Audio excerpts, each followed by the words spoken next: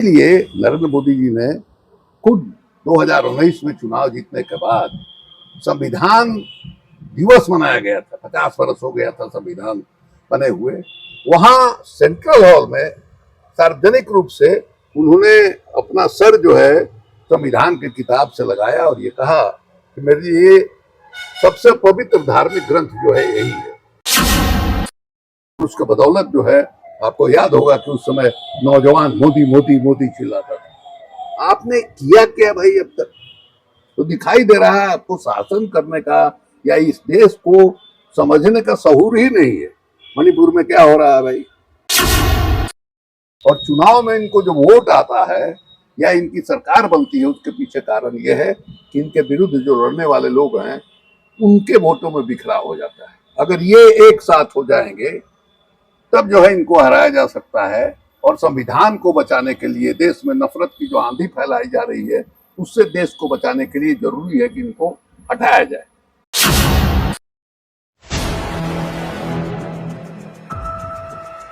नमस्कार, आप देख रहे हैं 4 PM और मैं हूं अभिषेक मिश्रा।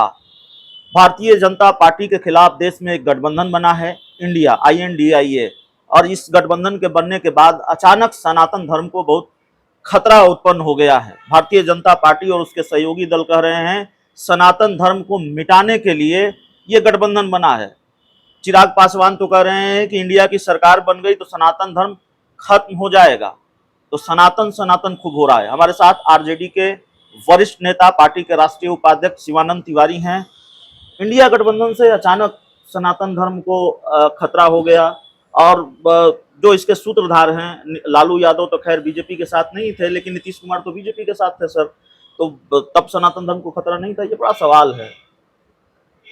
देखिए, सनातन धर्म पर कोई खतरा नहीं है या हिंदू धर्म पर कोई खतरा नहीं है। सनातन की जो व्याख्या है उसके साथ हम सहमत नहीं हैं। हिंदू धर्म, हम अपने आप को माने महसूस करते हैं कि हिंदू धर्म में हम पैदा हुए। हिंदू धर्म जितनी आज़ादी हमको देता है उतना कोई दूसरा धर्म नहीं देता है। आप तो हिंदू धर्म में हम भगवान को माने नहीं माने फिर भी हिंदू हैं, पूजा पाठ करें नहीं करें फिर भी हम हिंदू हैं। इसलिए हम नास्तिक अपने आप को घोषित करते हैं, फिर भी हमारा जो नाम है वो कहता है कि नहीं साहब हम हिंदू हैं। तो ये जो आज़ादी है, ये आज़ादी बाकी धर्म में नहीं है। और ख़ास करके जो एक किताब और एक देवता पर, एक ईश्वर पर यकीन करने वाले लोग हैं तो उसमें बिल्कुल नहीं है। तो एक दुनिया के जो 2-3 बड़े धर्म हैं उसमें एक धर्म हिंदू जो है, वो हिंदू धर्म जो है अपने लोगों को माने माने बेहद आज़ादी देता है। आप देखिएगा, यही एक धारा जो है चारवाक की है, लोकायत दर्शनों की है, जो मानते हैं कि नहीं साहब ये जो स्वर्ग और नरक है कुछ नहीं है। ये पंडित जो है जो पूजा कराते हैं, ये अपना पेट के लिए ये सब जो है जनता को अंधकार में रखे हुए हैं। ये सब हमारे ही देश में पैदा हुए, हिंदू समाज में ही पैदा हुए। इसलिए कई धाराएं हैं हिंदू समाज में। हिंदू समाज को उस धारा ने सबसे ज़्यादा कमज़ोर किया, सबसे ज़्यादा नुकसान पहुंचाया है, जो मैंने समाज के अंदर जात के आधार पर भेदभाव पैदा किया। और देखिएगा, एक छोटी जमात है ऊंची जात के द्विजों की, और 3/4 आबादी जो है उनकी है, जिनको आपने लायक बना ही नहीं। उनको शिक्षा से वंचित किया, संपत्ति से वंचित किया, मैंने राजकाज के काम में भाग लेने नहीं दिया। उसका नतीजा क्या हुआ है? आप अतीत को देखिए। मैंने 17 बार गजनी ने इस देश पर आक्रमण किया और हमारे जो तीर्थ स्थल है उसको जो है लूटा, उनको जो है मैंने तोड़ फोड़ सब कुछ किया। क्यों? जो सनातन धर्म वाले हैं उसमें तो कहा गया है ना कि अमुक जो है बिरादरी, उसका काम होगा राज करना और राज की रक्षा करना। कहाँ थे भाई आप? 17 बार जिसने आक्रमण किया वही नहीं, जो भी हमारे देश में आक्रांता आया, प्राय सब लोगों ने हमको गुलाम बनाया। ये हम लोगों ने देखा है। अंग्रेज जब यहाँ आए तो उस समय भी आप देखिएगा कि अंग्रेजों की संख्या जो है माने उंगली पर गिनने लायक थी, और तब उन्होंने इस देश पर राज करने की शुरुआत की।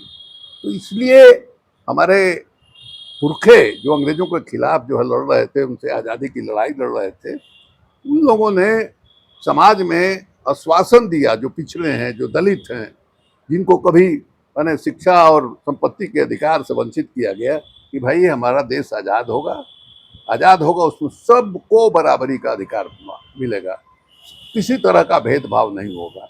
और जो भेदभाव अब तक हुआ है उसको, उससे जो समाज में विसंगति पैदा हुई है उसको दूर करने के लिए आयोग बनेगा, वो अध्ययन करेगा और उसके अनुशंसा पर सरकार कार्रवाई करेगी। तो संविधान जो है वो मूल है। शासन कैसे चलेगा, राज कैसे चलेगा, ये संविधान के बताता है हमको। जो संविधान को नहीं मानता है वो समझिए कि वो देश के खिलाफ है। इसीलिए नरेंद्र मोदी जी ने खुद 2019 में चुनाव जीतने के बाद संविधान दिवस मनाया गया था, 50 वर्ष हो गया था संविधान बने हुए, वहाँ सेंट्रल हॉल में सार्वजनिक रूप से उन्होंने अपना सर जो है संविधान के किताब से लगाया और ये कहा कि मेरे लिए ये सबसे पवित्र धार्मिक ग्रंथ जो है यही है। और प्रधानमंत्री हो या कोई मंत्री हो, राष्ट्रपति हो, सब लोग जो है संविधान की शपथ लेकर के ही कुर्सी पर बैठता है, संविधान की रक्षा का वचन देता है और कुर्सी पर बैठता है। हमने देखा था 2014 में जब प्रधानमंत्री जी बने, नरेंद्र मोदी पहली दफा प्रधानमंत्री बने थे, कुर्सी पर बैठने के पहले गांधी जी का एक छोटी सी तस्वीर थी स्टील फ्रेम में, उस पर फूल चढ़ा करके वहां बैठे। ये आपने वचन दिया था, आपने जनता को आश्वासन दिया था कि साहब हम ये काम करेंगे। और उसके बदौलत जो है, आपको याद होगा कि उस समय नौजवान मोदी मोदी मोदी चिल्लाता था। आपने किया क्या भाई अब तक? तो दिखाई दे रहा है आपको शासन करने का या इस देश को समझने का शऊर ही नहीं है। मणिपुर में क्या हो रहा है भाई, कश्मीर में क्या हो रहा है भाई। इस देश में आपने कहा था कि सबको जो है आप अधिकार देंगे, तो जो कॉरपोरेट सेक्टर है उसकी संपत्ति बढ़ती जा रही है, आर्थिक गैर बराबरी बढ़ती जा रही है। संविधान कहता है कि नहीं, सामाजिक, आर्थिक, सांस्कृतिक सब तरह की बराबरी जो है होनी चाहिए, यहाँ ठीक उसके उलट हो रहा है। इसको देख के अपोजिशन के लोगों ने समझा कि साहब इस देश को खतरनाक रास्ते पर ले जाया जा रहा है और चुनाव में इनको जो वोट आता है या इनकी सरकार बनती है उसके पीछे कारण यह है कि इनके विरुद्ध जो लड़ने वाले लोग हैं उनके वोटों में बिखराव हो जाता है। अगर ये एक साथ हो जाएंगे तब जो है इनको हराया जा सकता है। और संविधान को बचाने के लिए, देश में नफरत की जो आंधी फैलाई जा रही है उससे देश को बचाने के लिए जरूरी है कि इनको हटाया जाए और उसी के आधार पर इंडिया का गठबंधन बना। इस बात को नरेंद्र मोदी भी समझ रहे हैं, भारतीय जनता पार्टी समझ रही है। ये अगर सचमुच ये गोलबंदी जो है माने सफल हो गई तो हमारे लिए सरकार बनाना मुश्किल हो जाएगा। अमित शाह बिहार आ रहे हैं, वो जो सनातन वाली पिच है उसको और चिकनी चुपड़ी करेंगे, उसको और मजबूत करेंगे। देखिए, सनातन से किसको मतलब है? सनातन से उन्हीं लोगों को मतलब है जो लोग हजारों साल से वो पिछड़े हैं, दलित हैं, उनके छाती पर जो है दाल मूंग जो है रगड़ रहे हैं, उन्हीं को फायदा है सनातन से। इसलिए उनकी भाषा आप देखिएगा, हम लोग जो माने सोशल मीडिया में लिखते हैं, बोलते हैं, सबसे ज़्यादा गाली गलौज की भाषा उन्हीं लोगों से इस्तेमाल होती है। उनको लगता है कि जैसे उनका राज जो है छीन जाएगा। ये जो आपको आरक्षण मिला, दलितों को आरक्षण मिला, आदिवासियों को मिला, पिछड़ों को मिला, इसकी वजह से सनातन धर्म में जो लोग मलाई खाते रहे हैं उनको ये लग रहा है कि समाज और राजनीति पर जो हमारा दबदबा था, हमारी पकड़ थी, उसको इन लोगों ने खत्म कर दिया। और ये लोकतंत्र के जरिए हुआ है। लोकतंत्र के जरिए क्या हुआ है? लोकतंत्र सामाजिक समता की बात करता है, एक वोट एक मांग। तो उनको दिखाई दे रहा है कि नरेंद्र मोदी जो है संविधान को खत्म कर रहा है, लोकतंत्र को कमजोर कर रहा है और हमारी जो हैसियत घटा दी गई है लोकतंत्र में, उस हैसियत को इन्हीं के जरिए हम प्राप्त कर सकते हैं। वही जो है इनके माने सनातन धर्म के मामले से प्रभावित हो गए। लेकिन सर